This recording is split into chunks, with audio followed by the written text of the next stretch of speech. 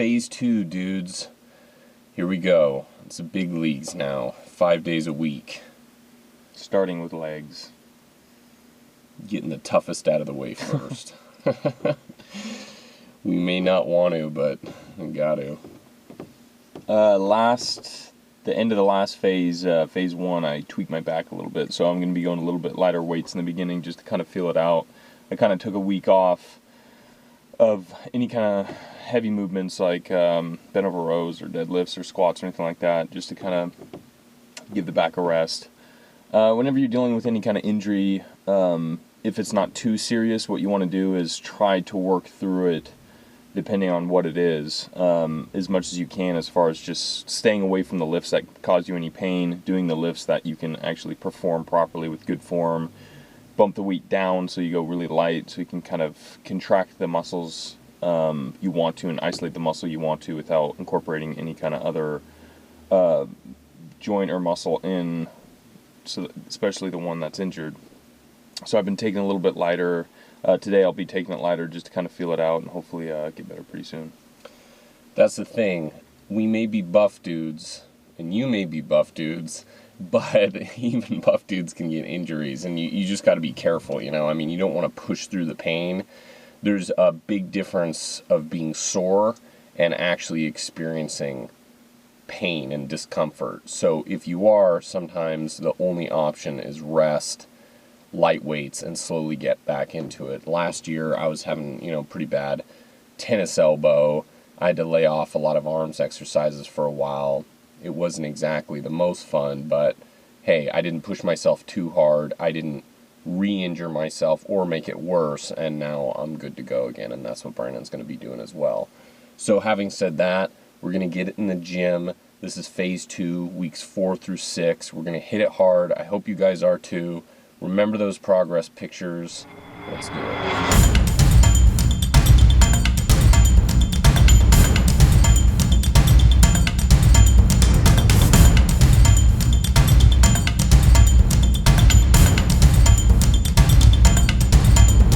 Five sets of squats, starting with 20 reps on the first set. This is used as a warm-up / feel out. Warm-up, getting blood in the specific area that you're trying to use, in this case more legs, lower back. What you want to do is slowly increase the range of motion on each rep, trying to get a little bit of the stretch in there too, so that way when you go heavier, you're not cold, you can actually get for the range of motion without feeling discomfort or tightness. Squats, one of the best compound movements, that's why we're starting it here, and then it's going to be pyramiding up in weight and down in reps. So the next set 12, then 10, then 8, then 6 reps. Slowly increasing the weight.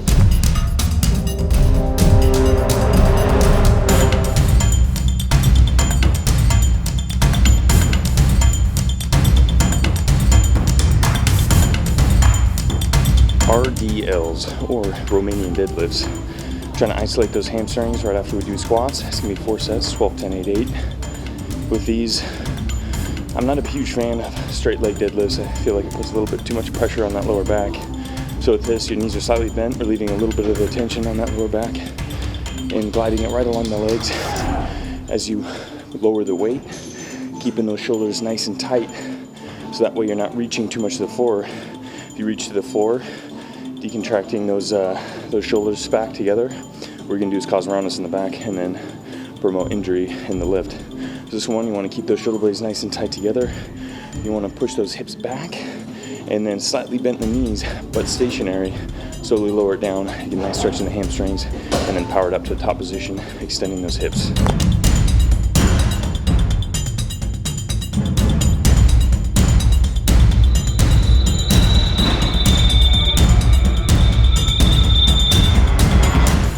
We're thinking to ourselves right now, why the hell did we schedule 4 sets of walking lunges? But this is where visualization comes in. I can't even say that word. Two-winded. Visualization. You gotta imagine, man, you're walking through hell. You're trying to get through this thing, but you gotta shake the pillars of heaven and get it done.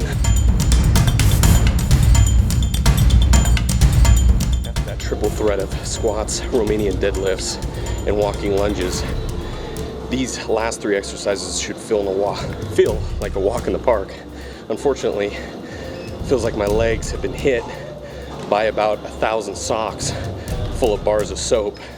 So we're just trying to get through this.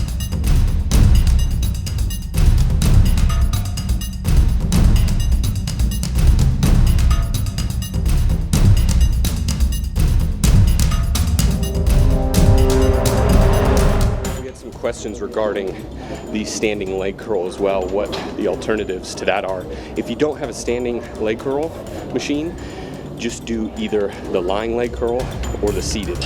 You just want to go ahead and make sure that you're doing it unilaterally or one leg at a time. On to seated calf raise. Time to build those calves. In this case though, we're actually going to do the donkey calf raise machine. The seated calf raise machines here are a little funky. They put a lot of pressure on those quads, so we end up feeling more burn in the quads with the pressure of the weight rather than the calves. So what we do is just do the donkey calf raise machine. You know, it's about the same exercise all in all. It's just a calf isolation. The only problem with the standing or donkey calf raise in this case compared to the seated is the legs can be involved somewhat, so you really try to take them out of the equation. Sometimes it's easy to bounce with the knees to try to help the weight up. What you really want to do is either have a slight bend in the knees and just keep them stationary, or lock the knees out, although I prefer doing knees slightly bent stationary. So get a nice stretch all the way down, get a full contraction on the way up, slight hold, nice slow on the way down. Trust me, you'll feel these just as much as the seated calf raise. Yesterday was leg day, today is chest and back, starting the workout with deadlifts. After a heavy leg workout, deadlifts is going to be a little bit more difficult. You really try to keep the weight in the back a little less in the legs. You're going to definitely feel in the hamstrings, but if you do it right, it's going to feel good. Next on is going to be the incline press. It's going to be 15, 12, 10, 8, increasing the weight as you decrease the repetitions. Really try to keep it in that nice upper chest. We're going to move on to them, some pull-ups. One of our favorite back exercises. We're going to hit them hard.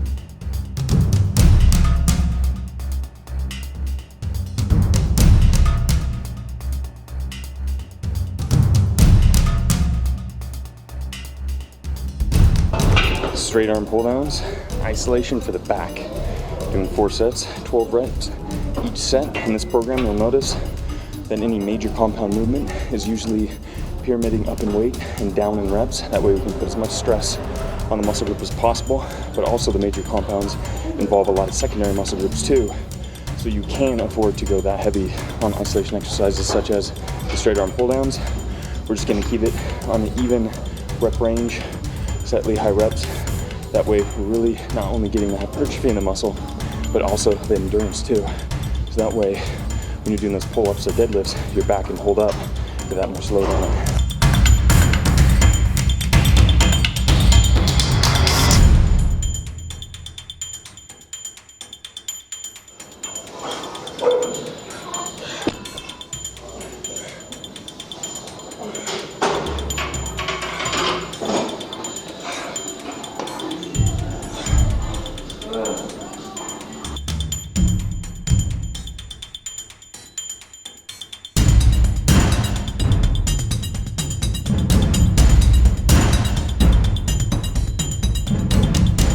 Incline dumbbell fly right into close incline press. So we're pairing up the isolation exercise, the fly, getting a nice wide stretch, and then bring the dumbbells all the way in touching, and you're going to push the dumbbells together, contracting the chest, keeping those shoulders nice and tight back together, bring it down to the chest and pressing straight up, getting a nice squeeze in that inner chest.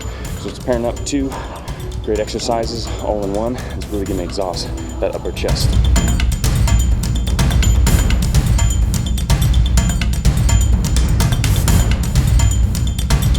Starting shoulders off with Bradford press. We're warming them up, getting that nice shoulder mobility. As you can see, the range of motion isn't a complete press on this one. You're mainly just pushing it over the head and rotating backwards behind the head and continuing that motion to the front as well. That way you get that shoulder joint warmed up and ready for some heavier presses.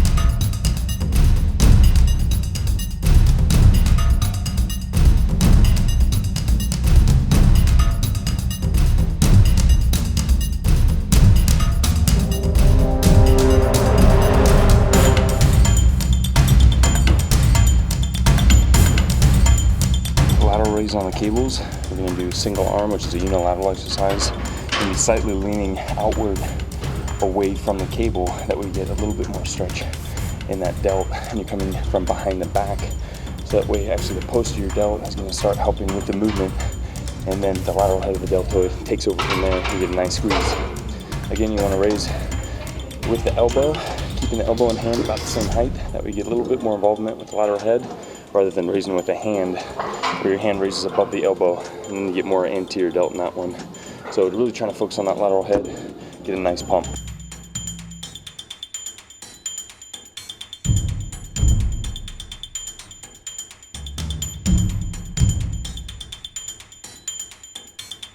Bilateral barbell front raise. This exercise is great for those anterior delts, the front part of that delt. You're going to start in the bottom position. You're going to raise straight up with the hands, just about parallel to the floor, and you come right back down. It's a pretty simple movement. Isolation feels good.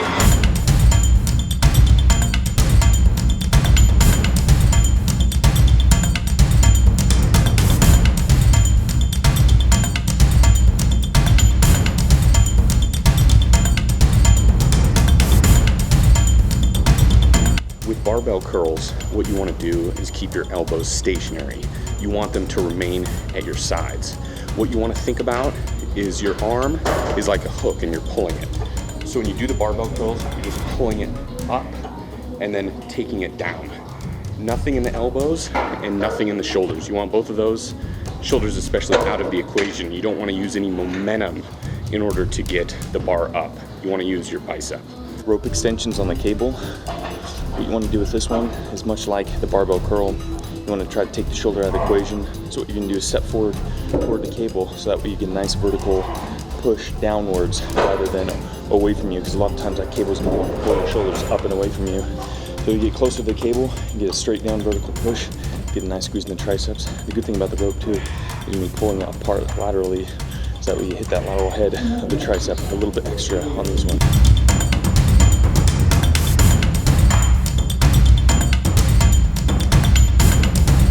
Tricep dips. Now, there's chest dips and there's tricep dips, and the difference being in tricep dips, your body is more upright, your elbows are running a little bit close to your body, and you're not focusing on the stretch, meaning you're not coming all the way down. What you're going to do for tricep dips is you're actually going to be locking out your elbows and squeezing the triceps, top position. You don't want to come all the way down, because that's actually going to put too much stress and stretch on those shoulders, so you're limiting your range of motion. And you're going to come all the way up again, get a nice squeeze in those triceps, and slowly lower yourself down to the bottom position. Concentration curls. This is a great exercise to really isolate those biceps. What you can do is put the back of your arm against the pad, and you're just going to curl straight up, getting a nice squeeze. And what we like to do is really, as you pull up, pull that pinky towards that shoulder, and even more rotation and supination into that bicep. So that way it really works on the peak and burns like crazy. So that's what we really try to do on these ones. You want to get a nice stretch at the bottom and then pull it straight up. It's a pretty simple exercise, but it works. Leg press. We're going up to 10 plates on each side on this one. It's a good example of pure leg strength, because what happens is your hips aren't involved in this lift like squats are, so all your push is coming just from the legs. So the heavier you go on this, the stronger your legs are, but never neglect the power in the hips for things like squats, deadlifts, etc. Like Brandon said, leg press is great because it isolates your legs, but you don't want to forget those hips. Well, that's exactly what we're doing. We're moving on to hip extension / glute bridges. It's going to help build the power in those hips, and you're really going to feel it in your glutes. With this exercise, it's pretty self-explanatory, but if you need some more help, you can be sure and check out our exercise video we shot on it, the tutorial on our channel, which we're going to try to do for all the other exercises featured in the 12-week plan.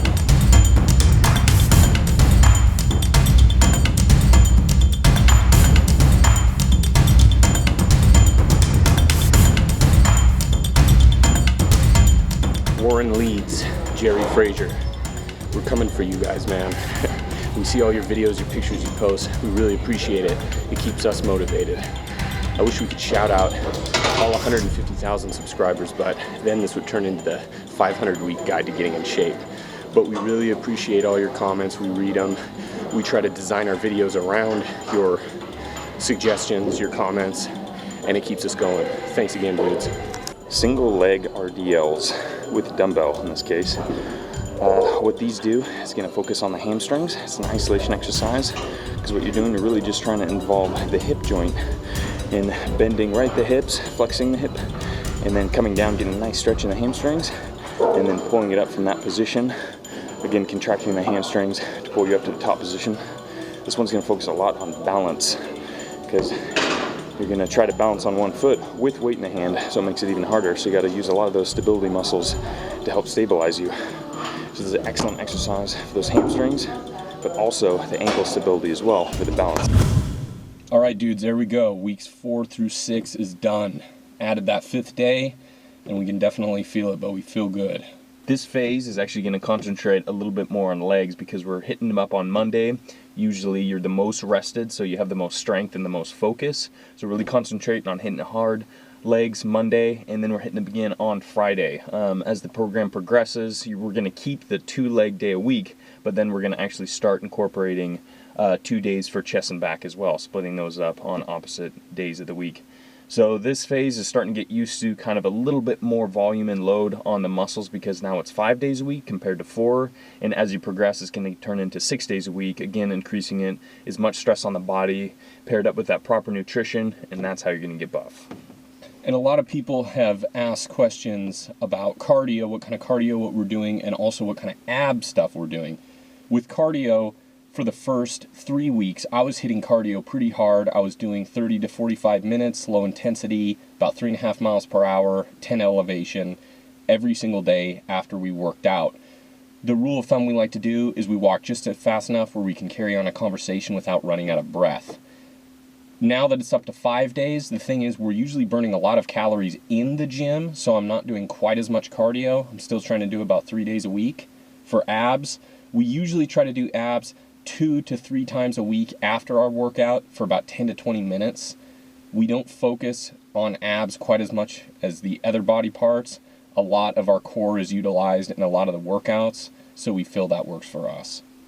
It's also depending on what your goals are, depends on how much cardio you're going to do or how much abs you're going to do and so on.